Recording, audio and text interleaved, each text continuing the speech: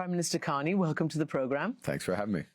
There is clearly Iran that's going to be dominating to a great extent your summit of world leaders, the first time you've all got together since this war in the Middle East. I want to know from your perspective, and you've talked to President Trump, where do you think it is now? Is the war over?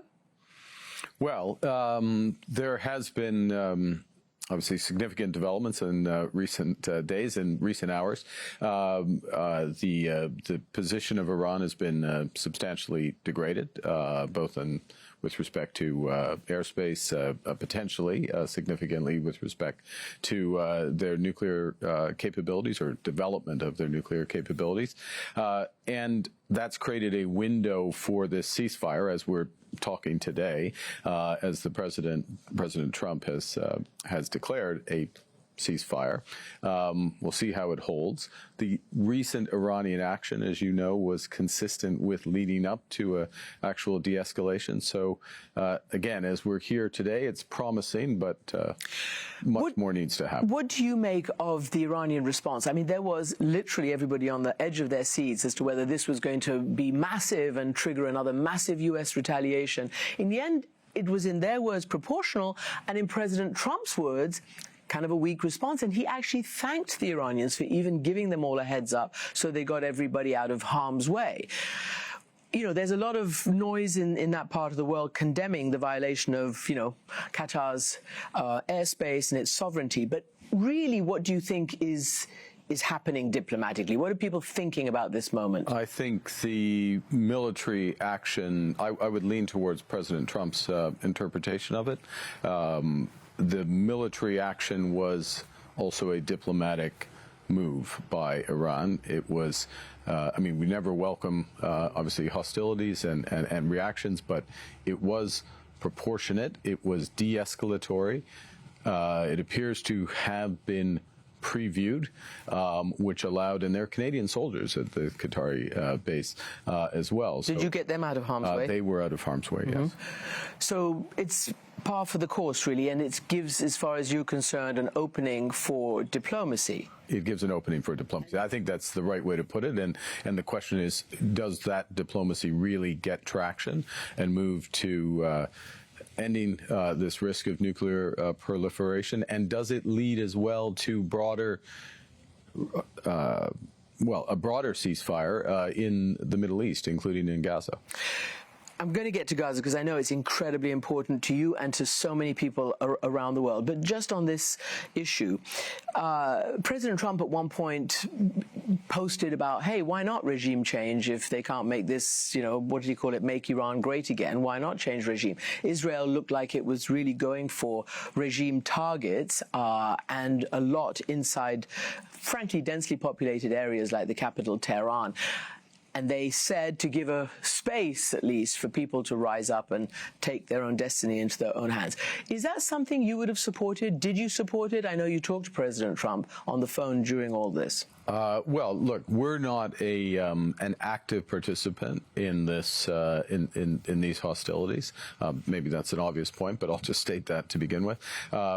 We very much have had a consistent position over many years that Iran cannot be allowed to have nuclear weapons.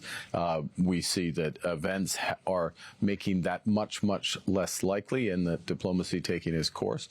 That's the responsibility of the Iranian regime, as it is.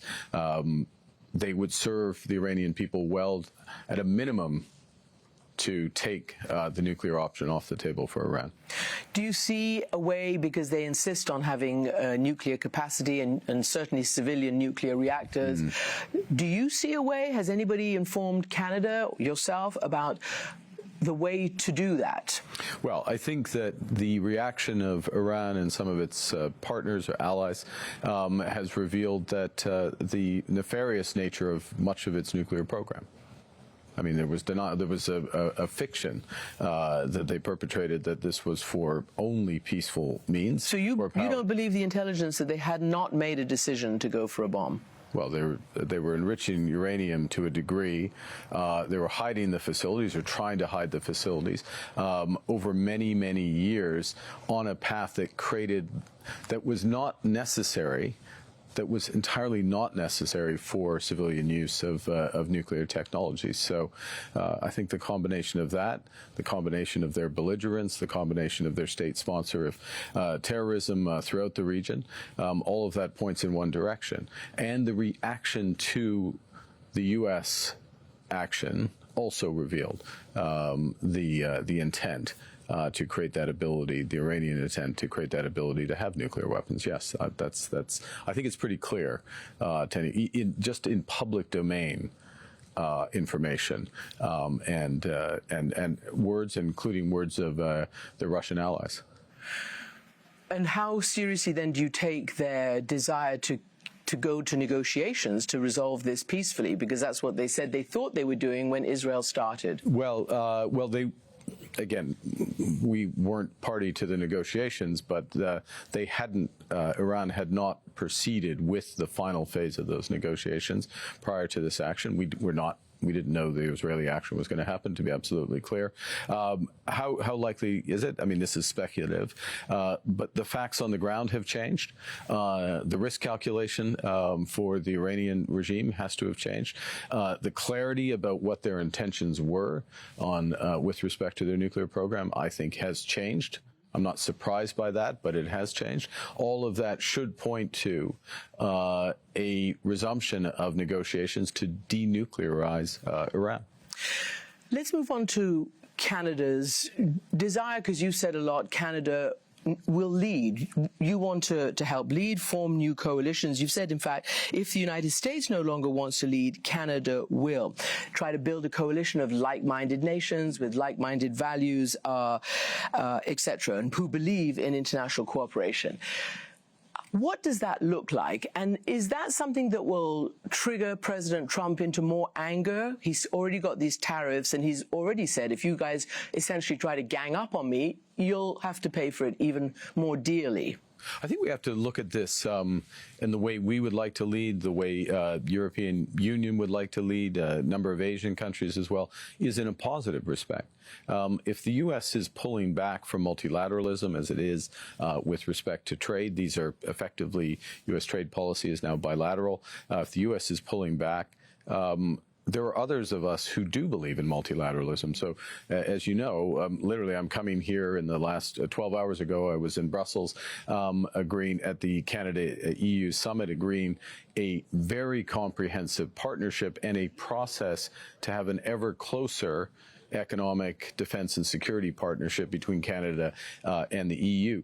That is an example of two jurisdictions, in the case of the EU, that believe in multilateralism, believe in the rule of law, believe in fair and open trade, believe in defense cooperation. So that's an example of leadership, if you will, that's positive. It's not it's a reaction, if you will, to what's happening in the United States. But it's not a reaction against the United States. It's for something, not against. But President Trump tends to be A, transactional, and B, very personal.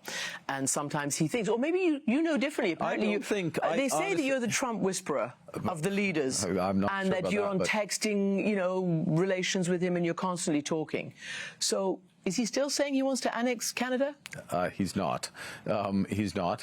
He admires Canada, I think it's fair to say, and maybe for a period of time coveted Canada. But you've put that to bed. Well, look, we're two sovereign nations who are discussing the future of our trade relationships, our defense partnership, which has been very strong in the past. How is that going to evolve? But again, I would say it this way: the president is focused on a series of changing bilateral relations. We're at NATO.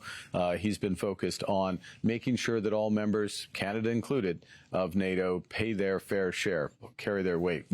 I think we are now doing that. We've made major investments in defense in recent months. We're now at the NATO 2%. We're committed to accelerating that. We've got this new defense partnership with Europe as another example.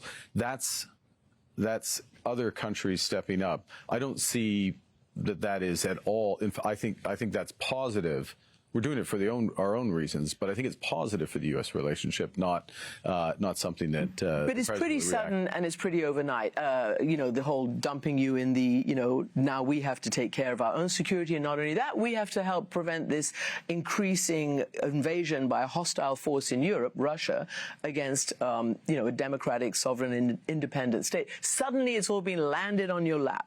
So how realistic is it in a time when you already have economic difficulties, so does some, Europe and others, to actually, you're at 2%, but now they want 3.5% and eventually 5%. Isn't that just going to cripple your budgets? It's important. These are important questions, and it's important to be clear what we are potentially, and I think likely to all agree tomorrow, which is, and let's take the 5% of GDP figure, which is a huge chunk. Big number. How much is it actually for you? 5% of our GDP would be about $150 billion. I mean, that's a lot. It's a lot of numbers. Per year? Per year. That's a lot. Of course, it is so a it means lot. that's stuff that you can't give to your own citizens. Well, okay, but here, let's start to break it down. So part of it, a little less than a third of that overall number is spending on things that, quite frankly, we're already doing to build the resilience of our economy. So it can be domestic resilience. It can be defending in areas that support defense, but also support other things. So I'll give an example. Critical minerals. It is obvious, I think, to everyone now, the risk that's run being fully dependent on China for critical minerals, including rare earths, magnets, and others, not just for defense industry, but for the auto industry and others. Canada has one of the biggest and most varied deposits of critical minerals, which Trump was coveting. We are going to develop those. We're going to develop those in Canadian interests. We're going to develop some of them in partnership with the European Union itself and European Union member states, with the UK, other partners. Some of the spending for that counts towards that 5%. In fact, a lot of it will count towards that 5% because it's infrastructure spending, it's ports and railroads and other ways to get these minerals out. So that's something that benefits the Canadian economy, but is also part of our NATO, our new NATO responsibilities. So I'm not trying to downplay it. I think the other thing I would say is where we sit today, collectively, we NATO countries are likely to agree to the other component of that 2% going to the 3.5% in 10 years. But the nature of warfare is changing very rapidly. We just look at what's happening in Ukraine. I mean, you don't need an aircraft carrier anymore. Well, some do, but most of us don't. You need drones, and you need the integration of drones with your cyber capabilities, your broader satellite capabilities. We're making a commitment, but we're not locking ourselves in. We're not signing a bunch of post-dated checks for the hardware, military hardware of today to protect our citizens. Talking about Ukraine, which is the war in Europe, and the existential war, frankly, as Europeans see it, and obviously as Ukraine sees it. You have a massive Ukrainian diaspora in Canada, and the world was incredibly on Ukraine's side for so long. It's almost like now it's an afterthought. President Zelensky was essentially, I'm going to say these words, stood up by President Trump at your G7. I mean, Trump left before he even met Zelensky. I don't know whether he's coming and they're going to meet here. But if the United States walks away, don't you think Russia will win? No. The short answer, no. Really? I don't think. Can you make up for the weapons that? Well, we can't fully make up, but we can. First off, I don't think the U.S. is going to, quote, walk away. Do you think it'll keep? Do you think Trump will keep giving weapons to Ukraine? I'll leave that to the U.S. to determine, but there's other measures that can be taken. So first off, have we forgotten about Ukraine? Absolutely not. As you just mentioned, President Zelensky was at the G7. At the G7, Canada announced a major package of new financial sanctions against Russia, major defense support, major support for the Ukraine budget. The European Union is launching its 18th package of sanctions, which will have very significant impacts on the financial sector in Russia.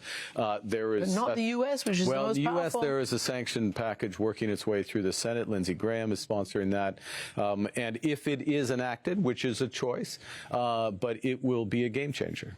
So the U.S., even without military is hugely important here. It is a war. Are you going to try to persuade Trump to keep supporting Ukraine militarily? Yes, absolutely. Because it is. It's not. Yes, we have a diaspora, and it's, of course, that's important, and there's personal ties. But this is about rule of law. It's about territorial integrity. It's about support for democracy, and it has it does have those wider implications. It's also it has real security implications for much of Europe. We are at NATO. We have. Under Article 5, we have responsibilities to each other. We take those responsibilities seriously. That's why we're here. So there's many, many factors. Personally, I think in Canada, we would start and stop at the human. We don't need all those other responsibilities in order to supplement or to make the case for supporting Ukraine. Perhaps in the United States, a few other jurisdictions, they need all of those elements, but those elements exist. And so, yes, we'll make a very strong case to the president. I want to circle back to what we started talking about, the Middle East, and what you brought up, which is Gaza. Do you think there is any way that there can be the kind of peace that people are talking about now in the Middle East if there isn't a resolution, first to the Gaza catastrophe, and second, in general, to the Israel-Palestinian crisis? Trying to get a state for the Palestinians that lives in harmony, peace, and security for all, and freedom. How much do you think you're all committed to that? And what will you do? What strikes you as the most important thing to do next? Well, I think when you have... First, the core question, can there be a lasting peace in the Middle East without peace in Gaza that takes into account Gaza and West Bank effectively working on a path to a Palestinian state? You use several adjectives. I would agree with all of those, and living side by side in security with Israel, a Zionist, if you will, Palestinian state that recognizes the right of Israel to exist, not just to exist, but to prosper and not live in fear. Now, we can't have peace unless we move towards that. Second point, developments as we sit today in the potential trajectory with respect to Iran does create another window for that. In fact, only 9 days ago at the G7, we all agreed, President Trump included, that resolution of the crisis with Iran should be accompanied by a broader reduction of hostilities in the region, including, these are exact words, including a ceasefire in Gaza. Does that mean that President Trump could use his leverage on Israel to actually go to a meaningful plan, which was in the offing before Trump was inaugurated, for the Israeli forces to come out, for an Arab force and internationals to go in and to start a reasonable conversation? Let's start with the basics, given the dire situation there in Gaza, which is the siege, the need for a ceasefire now, a full resumption. I know there's some, but a full resumption of humanitarian aid, and then moving forward from that. I'm not jumping all the way to a broader peace plan, and accompanied to this, lest anyone think I'm not acknowledging this, is release of the hostages. And there is the prospect, the possibility of that created again in the current circumstances. So the question is to keep the focus on that and move forward if at all possible. Mr. Prime Minister, the hostages have not been released except through a ceasefire and negotiations. The last batches of hostages who were released were under those circumstances. In Israel itself, like the former Prime Minister Ehud Olmert, former Defense Minister Moshe Ya'alon, former, security and intelligence and defense and security establishment are beginning and saying loudly that Israel needs to stop this trajectory in Gaza because it's leading to war crimes. And almost said war crimes are being committed. You have said that you strongly oppose the expansion of the operations in Gaza. The level of human suffering is intolerable. Do you believe, like many in the international community, that the siege, preventing food, medicine, water, and all the rest of it, should be prosecuted as war crimes? And I know your police, our Royal Mounted Police, are investigating some aspects of that. Well, the first, where we're focused is using this opportunity, the extent to which we have influence, using this opportunity, if I can term it that way, and I think it is an opportunity, to reestablish the ceasefire in Gaza, reestablish the full resumption of humanitarian aid. We're also focused on stopping the violence in the West Bank and the encroachments in the West Bank, which is why we took action alongside a number of other countries against some cabinet ministers of sanctions. Yeah, the extreme right. Yeah, who have been actively fomenting and perpetrating that. So focus on that immediate aspect in order to start to build back.